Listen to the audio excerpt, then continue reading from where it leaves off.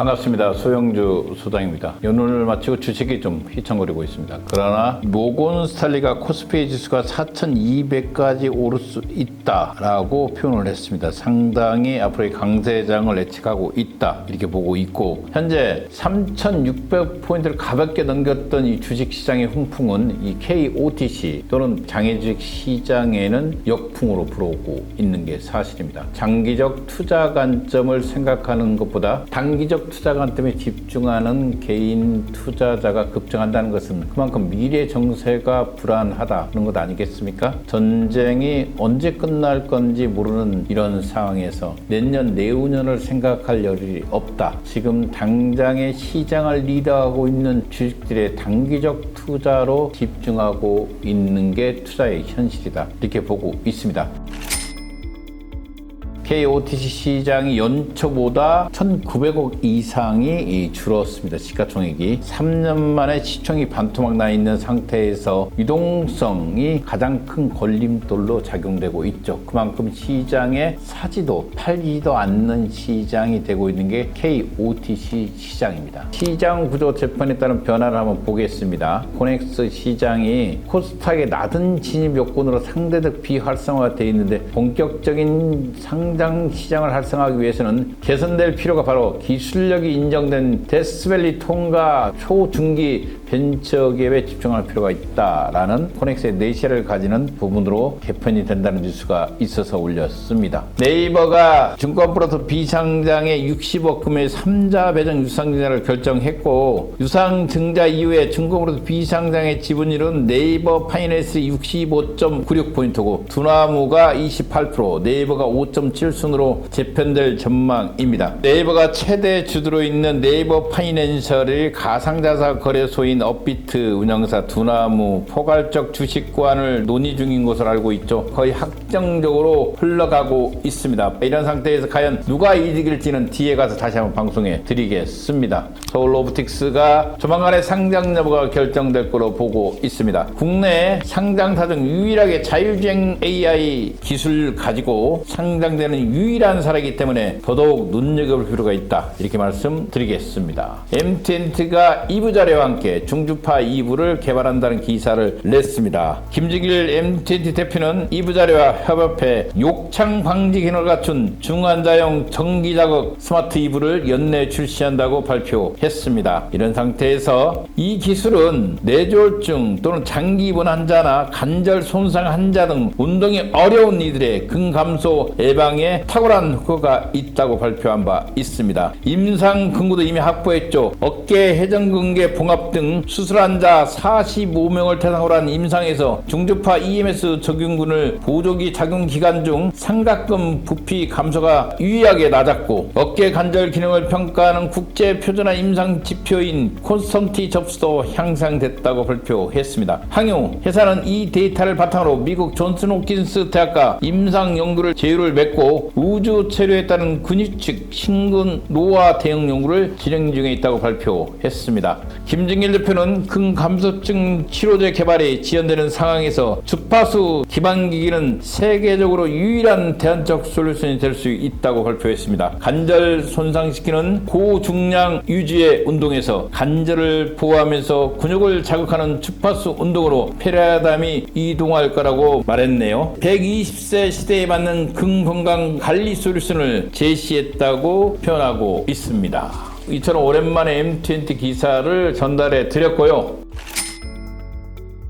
한 주간의 이슈를 마치고 공모주 시장을 한번 살펴보겠습니다. 이번 주에 눈여겨볼 주식이었기 때문에 이에 관련된 다른 종목을 한번 보겠습니다. IPO를 앞둔 아기상어죠.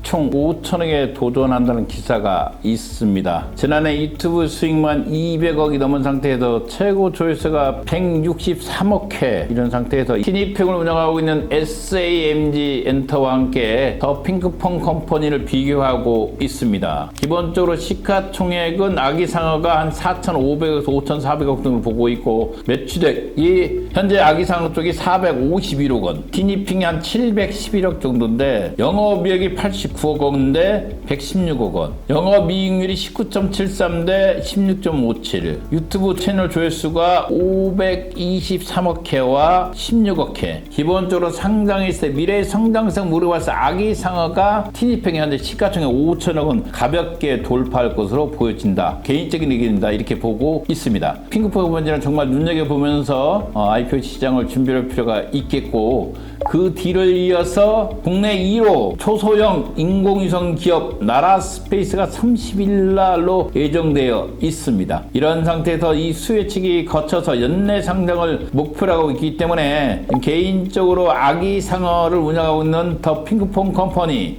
또는 국내 1호 초소형 인공위성을 만들고 있는 나라스페이스 관심 있게 보고 있다. 개인적인 의견을 말씀드렸습니다.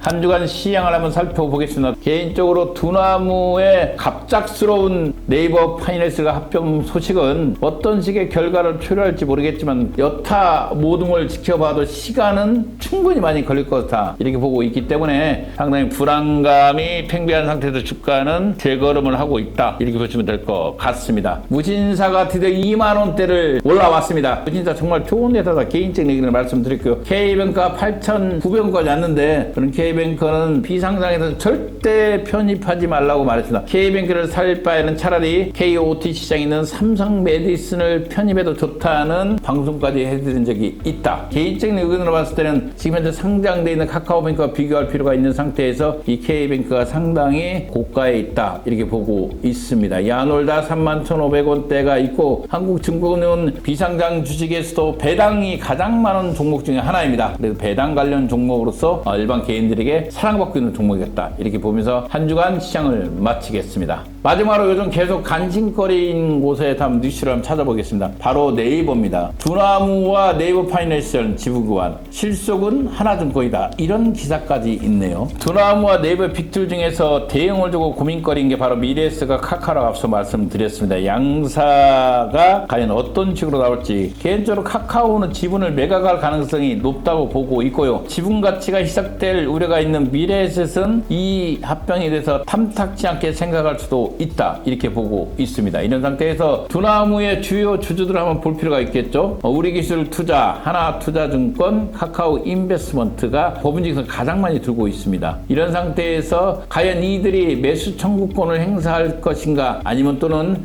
네이버 파이낸셜의 신주를 수령할 것인가, 두 가지의 선택권을 놓고 두나무의 주가는 또다시 한 번 더 요동칠 수가 있다. 이렇게 보고 있기 때문에 저는 개인적으로 좀 더 보수적 관점으로 갈 필요가 있다. 이렇게 보고 있습니다. 네이버 파이낸셜 지분구조를 봤을 때 네이버가 한 70%, 미래에셋 금융이 한 30% 가지고 있죠. 이런 상태에서 두나무의 지분구조를 보면 송청 회장이 25%를 들고 있습니다. 현재 두나무의 지분을. 김영렬 씨가 13%, 카카오 인베스트가 한 10.89%, 우리기술투자가 7.2%, 하나투자는 5.94인데 이 두 회사를 합병했을 때 최대 주주는 송청 두나무의 이사의 의장이 19% 가장 최대 주주로 올랐을 가능성이 있다. 그 뒤를 이어서 네이버가 17%, 김영년 씨가 9에서 10%, 카카오 인베스트가 7에서 한 8% 정도 가지고 있고, 미래에셋 금융이 한 7% 정도, 우리기술 투자가 5%, 하나투자니까 한 4% 정도를 갖다. 이렇게 보고 있습니다. 기본적으로 송청 대표의 지분 일부는 네이버 지분과 나누든가 또는 의결권 일부를 네이버에 양도할 가능성도 검토되고 있는 것으로 보고 있습니다. 경영권 전면에 나서기보다는 송청 회장 자체가 아마 지분 리더십을 택할 가능성이 있다. 저는 개인적으로 두나무의 입장에서 본다면 네이버 파이낸셜 합병된 이후에 네이버 파이낸셜을 가지고 국내나 또는 해외 상장을 노리는 게 낫다. 아마 지금 현재 구조상으로 봤을 때 국내 상장으로 될 가능성이 높다. 개인적인 의견을 말씀드렸습니다. 여러분들 장인 주식에서 두나무를 지금 사도 시세차익이 납니까? 이런 전화들을 많이 받고 있습니다. 그러나